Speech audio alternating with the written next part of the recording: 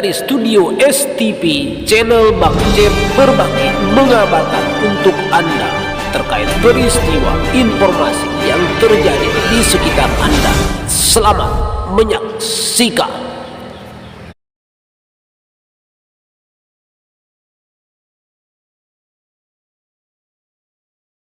Assalamualaikum warahmatullahi wabarakatuh. Salam jumpa lagi dengan saya Encep Sunaya, jurnalis Sorot Desa dan sekaligus pemilik channel Bang Cep Berbagi atau STP. Dan hari ini saya insya Allah akan berbincang-bincang dengan salah satu kepala desa yang cukup populer di Kecamatan Bojong, yaitu Desa Cetemenggung, Bapak Lurah Isep Badri SAP, yang hari ini sengaja secara khusus saya akan mendatangi beliau karena salah satu kepala desa yang sukses menjabat 3 kali berturut-turut, salah satunya adalah Pak Lurah Isep Badri Desa Cetemenggung. Dan insya Allah hari ini saya akan ngobrol-ngobrol, bincang-bincang dengan beliau terkait prestasi yang sudah beliau dapatkan dari jabatan yang sudah 3 kali ya secara berturut-turut. Kemudian mudah-mudahan tayangan kali ini bisa ada manfaatnya bagi teman-teman atau sahabat-sahabat yang sedang menjabat kepala desa atau nanti buat calon kepala desa yang akan datang. Siapa tahu dari tayangan video ini ada manfaat atau ada sesuatu yang bisa diambil hikmahnya oleh para sahabat sekalian. Ya, demikian mari kita saksikan obrol-obrol saya nanti di tempat beliau, yang kebetulan beliau ada di tempat peristirahatan sehari, yaitu di Embung ya, di lokasi, karena beliau info yang saya dapat sedang menernak ikan lele dan ikan yang lain. Mari ya, nanti kita ke sana. Oke, mari ikuti saya nanti.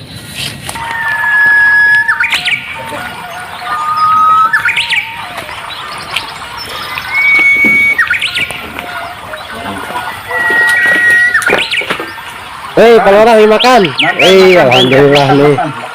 Kebetulan nih ke saya sini ya, lagi makan ya. Ya. Sama apa ya Pak Lurah makannya? Ya, makannya sama pindang. Ikan asin. Ya, ikan asin. Makanan favorit oleh ya? Ya. Oke, siap oleh, nanti kita ngobrol-ngobrol. Pernah saya ingin tahu mendalam terkait jejak Pak Lurah nih selama 3 periode menjabat. Silahkan lagi Parah, akan dulu Parah ya. Siap. Parah.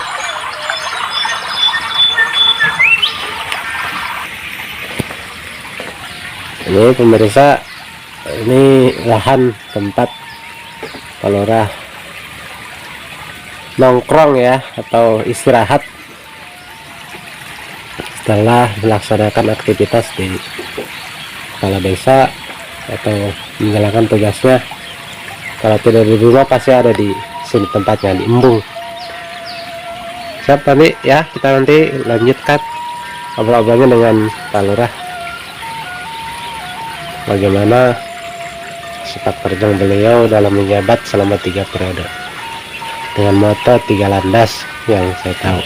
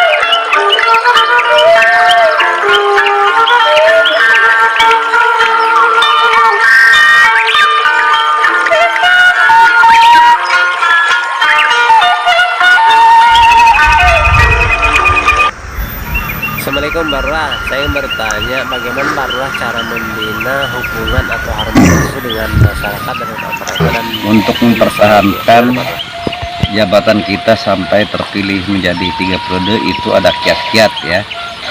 Kiat-kiat tersebut diantaranya tadi apa yang disampaikan pula oleh Pak Encep merupakan pertanyaan bagaimana membina harmonisasi dengan perangkat desa maupun elemen masyarakat yang lainnya, baik dengan tokoh agama, tokoh masyarakat, tokoh pemuda dan sebagainya.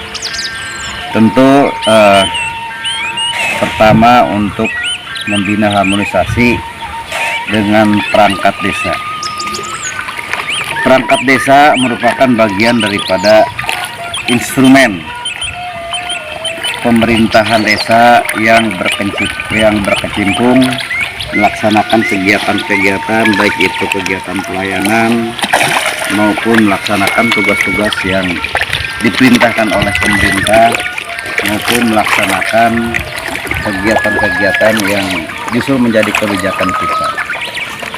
Kemudian kita jangan menganggap bahwa mereka itu adalah bawahan, tapi mereka adalah tetap seperti kita, abdi masyarakat dan abdi pemerintah dan pelayan masyarakat. Jadi kita berikan pengertian kepada mereka bahwasannya kita adalah sebagai pelayan masyarakat. Kemudian hubungan sehari-hari saya tidak mengedepankan disipliner, artinya tidak membedakan antara pimpinan dengan bawahan. Tapi saya menganggap bahwa mereka adalah bagian daripada keluarga yang tugas fungsinya adalah bersama-sama untuk melayani masyarakat. Kemudian yang paling terpenting, kita saling menghargai. Kita sebagai pemimpin yang mengorganisir, yang mengajak, yang mengarahkan mereka, dan mereka juga diberikan hak ketika mereka ada kesulitan, ketika ada hal-hal yang perlu dibantu oleh kita, tentu kita berikan bantuan. Dan yang paling penting sekali adalah hak mereka jangan diabaikan. Saya ada mendengar beberapa keluhan dari rekan-rekan perangkat yang lain, ada hak-hak mereka yang katanya dipotong atau disunat. Nah, itu bagi saya tabu, karena berawal dari hal-hal yang kecil, Pancep, itu mereka bisa menimbulkan kekecewaan. Jadi itulah trik saya membina harmonisasi dengan perangkat. Nah, kemudian dengan tokoh agama, tentu tokoh agama ini kegiatannya yang paling dominan adalah melakukan kegiatan-kegiatan yang berkaitan dengan ibadah. Kita ikuti, kita ajak masyarakat bersama-sama untuk melaksanakan apa yang dilaksanakan oleh tokoh agama. Seperti misalnya pengajian, baik pengajian di tempat-tempat tertentu yaitu majelis-majelis, maupun pengajian-pengajian yang dilaksanakan di pemerintahan, yaitu di tingkat desa. Kita sebagai penanggung jawab pengajian di tingkat desa, tentunya kita harus selalu hadir. Kemudian kita juga harus bisa membagi waktu ketika ada waktu-waktu tertentu pelaksanaan pengajian di majelis-majelis. Dan alhamdulillah hasilnya Pak Encep, kami bisa membina kerukunan dengan tokoh-tokoh agama juga dengan masyarakat yang lainnya. Kemudian saya juga membina harmonisasi dengan stakeholder yang lain. Tentunya Pancep kita saling menyadari bahwasannya kita adalah sebagai abdi negara, kemudian kita bahu-membahu. Kita juga melaksanakan apa yang diinstruksikan oleh pemerintah, oleh atasan kita, dengan saling menghargai, dengan saling membantu, juga dengan saling memberikan pertanggungjawaban ketika adalah itu tugas kita dilakukan dengan baik. Kita juga hargai ketika mereka mengadakan kontrol terhadap kita, ya kita terima dengan baik. Dan alhamdulillah sampai saat ini baik dengan Muspika maupun dengan pemerintahan kecamatan, alhamdulillah tidak ada kendala.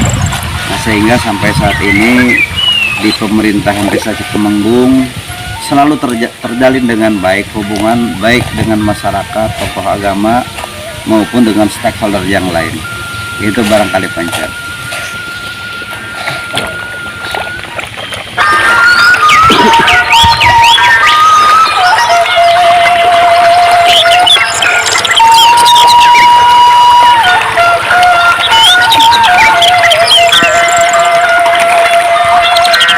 Ini para terasa menarik nih ya dengan yang para sampaikan terkait dengan harmonisasi antara Intran Palura kemudian dengan tokoh masyarakat.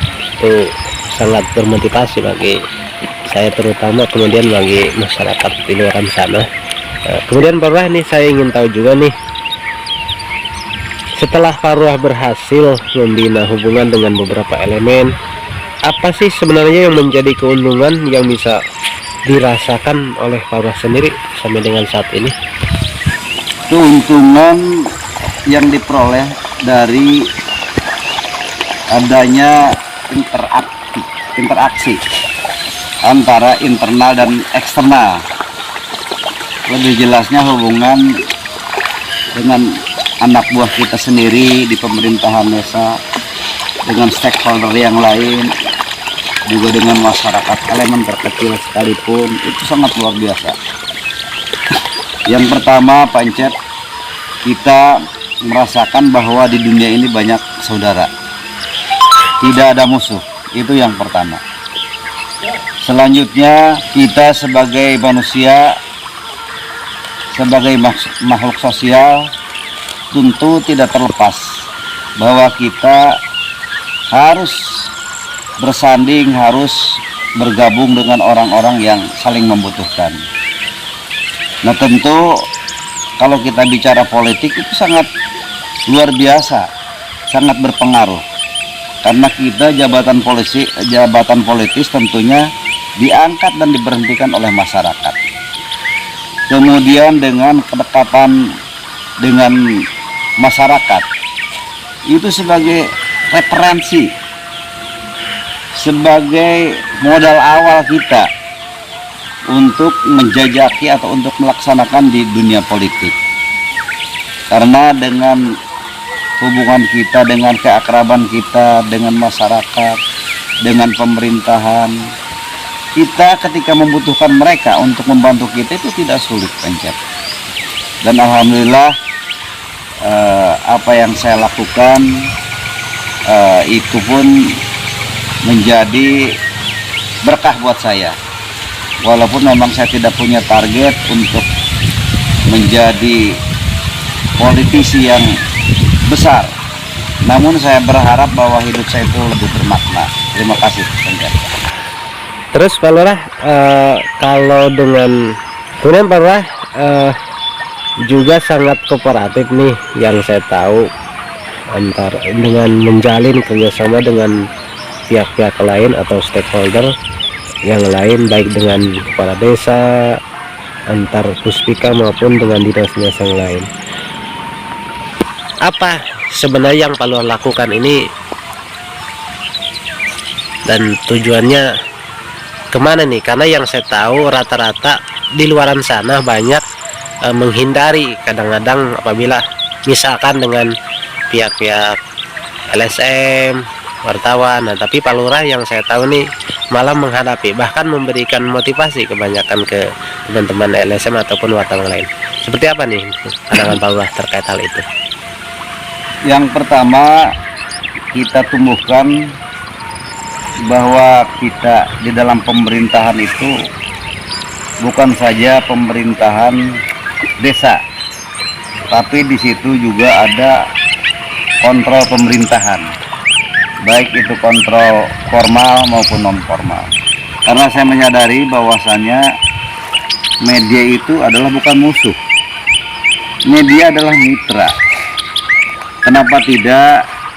Dengan keberadaan media, yang pertama, mereka adalah warning. Mereka adalah memberikan motivasi terhadap kita, memberikan informasi. Nah, ketika kita butuh informasi yang memang tidak diketahui oleh kita bisa meminta, bisa memohon kepada mereka, artinya untuk memberikan informasi di luar sana yang memang tidak diketahui dan tidak terjangkau oleh kita. Nah, kemudian media adalah satu-satunya yang memang bisa mempublikasikan. Ketika kita mempunyai sumber-sumber daya alam, sumber daya manusia yang patut memang dipublikasikan, mereka lah tugasnya. Jadi tidak ada alasan kita untuk menghindar, apalagi memusuhi media. Harapan saya kepada rekan-rekan stakeholder di pemerintahan, janganlah media ini dianggap musuh. Media ini dianggap tidak memberikan fungsi dan manfaat terhadap kita. Malah sebaliknya, kalau kita jalin dengan baik, mereka sangat memberikan fungsi dan manfaat buat kita itu sendiri. Terus Parah nih, setelah menjabat 3 kali, setelah selesai nih jadi kepala desa nih, ya saya bilang kata Parah itu kan tinggal landas nih. Ada niat ke sih Parah untuk melangkah ke jenjang yang lebih tinggi, misalkan mencalonkan legislatif atau mendewan? Karena kalau saya lihat dan saya perhatikan nih, Parah memang memiliki kapasitas ya untuk maju dan menjadi legislatif. Apa ada niat nggak Parah ke arah sana Parah? Yang pertama, saya tidak mempunyai target.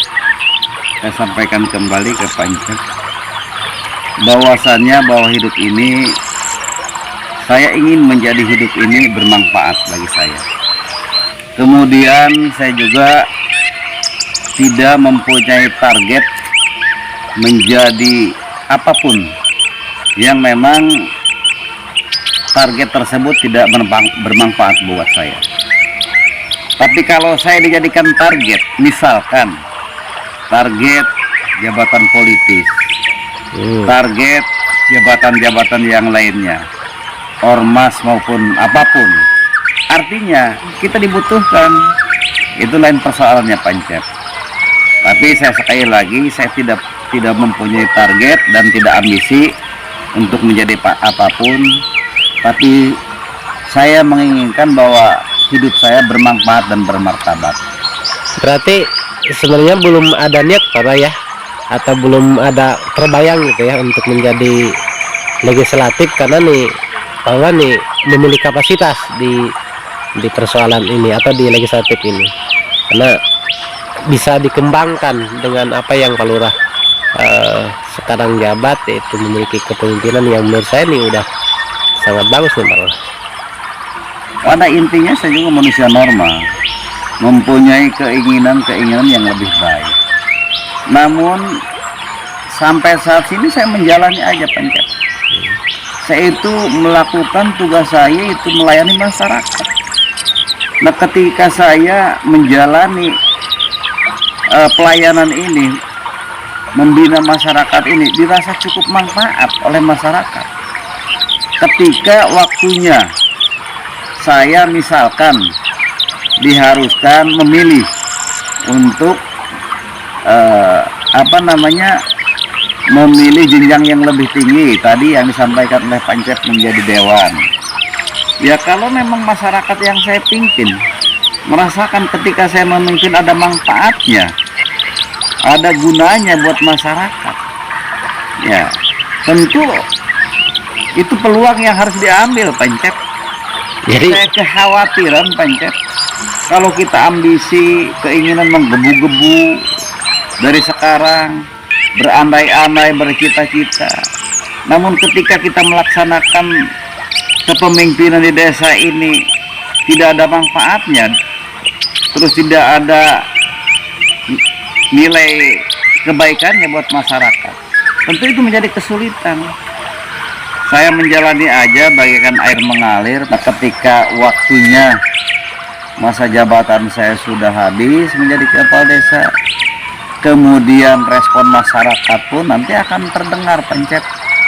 Dia akan menawarkan apakah Pak Lurah misalkan bersedia menjadi calon mereka di legislatif.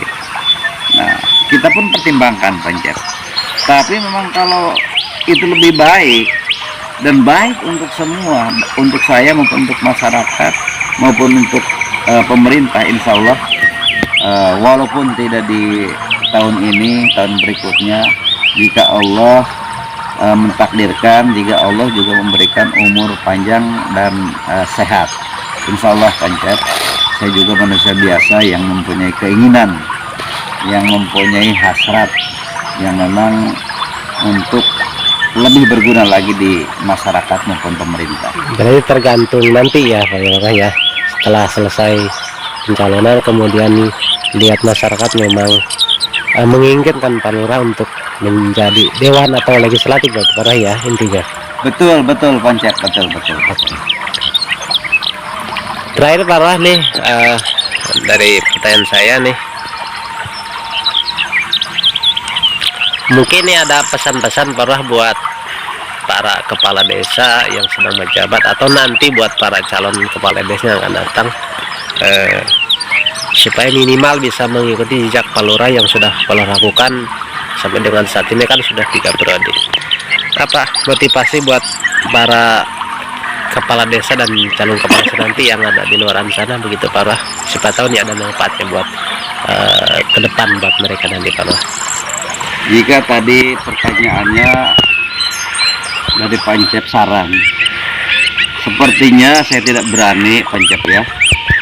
Kalau saran itu seolah-olah kita itu paling pintar dan paling bisa. Namun minimal ini berbagi tip atau berbagi pengalaman apa yang kita lakukan. Nah, ini khusus saya akan menceritakan perjalanan saya, bahwasannya yang pertama kita harus menyadari ketika kita niat dan terpilih menjadi kepala desa, nah itu adalah sebuah tantangan dan ujian, bahwa kita harus ingat purwadaksi.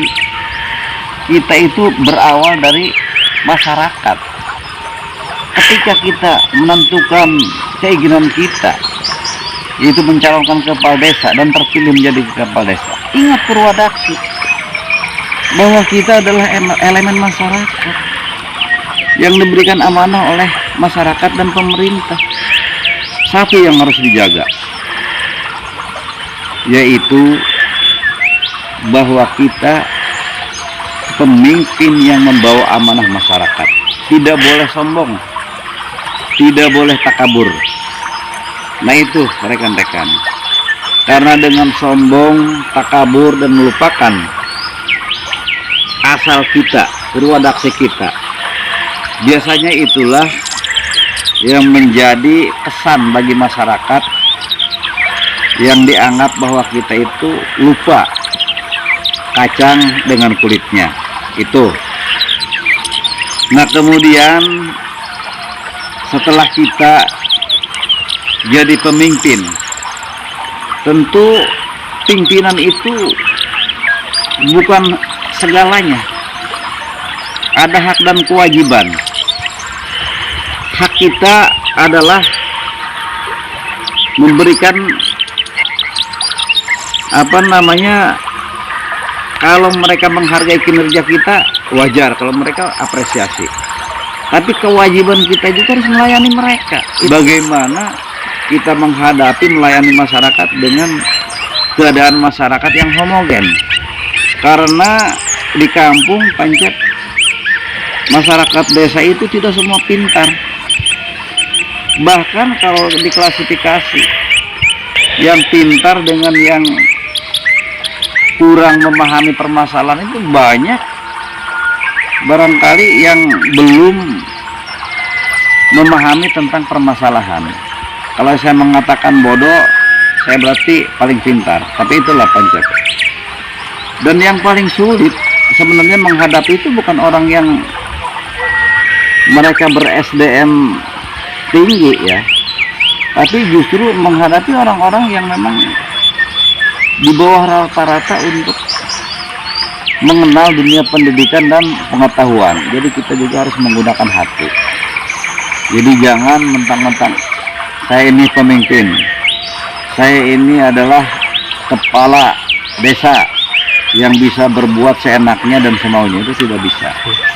Berarti intinya berbaur lah Pak Roy ya. Berbaur dengan masyarakat.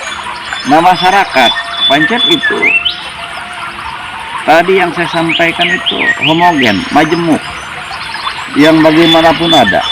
Nah, kita tuh harus menyatu dengan mereka. Ketika dengan petani kita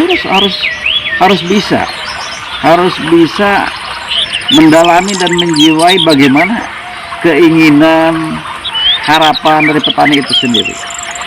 Ketika kita bergaul dengan pemuda, walaupun kita sudah di usia senja, bagaimana ketika dulu kita masih muda keinginannya, harapannya, kita berbaur dengan pemuda. Kemudian masyarakat biasanya mengeluh, ya, dan pasti akan melontarkan keinginan-keinginannya. Nah, mereka jangan dihardik, mereka jangan dimarahi, tapi sampaikan bahwa kemampuan desa, bahwa kemampuan pemerintah untuk memberikan bantuan, untuk memberikan program-program ke masyarakat itu ini sangat terbatas. Karena pada intinya yang tidak mampu, yang harus dibantu itu bukan di desa kita saja. Tapi kalau bayangkan kalau se-Indonesia, seprovinsi, sekabupaten, sekecamatan sampai sedesa itu kan banyak. Jadi saya selalu memberikan pengertian-pengertian kepada mereka bahwasannya dengan keadaan pemerintahan yang sekarang, ya bagaimana kita juga harus hidup di tengah-tengah masyarakat dengan keadaan seperti ini. Intinya tidak terlepas dari bersyukur. Kecil yang kita terima ya syukuri, apalagi besar. Barangkali itu Pancep. Mudah-mudahan apa yang saya sampaikan jika dilakukan untuk rekan-rekan pun, baik rekan-rekan yang mau mencalonkan diri maupun yang sudah jadi pimpinan, itu kalau menurut saya itu bagus untuk dilaksanakan. Namun itu pun hanya pengalaman yang saya rasakan, yang saya lakukan, dan itu adalah bukan formulasi yang terbaik. Barangkali banyak para kepala desa, banyak pimpinan yang mempunyai gagasan dan tingkah laku yang lebih baik dari saya. Karena saya bukan apa-apa, yang berhak merasa pintar itu adalah Allah, yang berhak merasa gagah itu adalah Allah. Kita adalah hamba Allah yang tidak daya dan upaya kecuali seizin Allah. Terima kasih. Oke Pak Roy, terima kasih nih atas waktunya, diberikan kesempatan untuk bisa berwawancara dengan Pak Lurah yang sangat luar biasa penjelasannya, kemudian motivasinya yang saya rasakan. Mudah-mudahan ini ada hal positif yang bisa diterima oleh para calon ataupun kepala desa yang sekarang menjabat, dan mudah-mudahan ini ada manfaatnya buat orang-orang di luar sana. Terima kasih Pak Roy atas waktunya. Mudah-mudahan nanti kita bisa jumpa di lain waktu. Sama-sama Pancep, sama-sama. Assalamualaikum. Waalaikumsalam.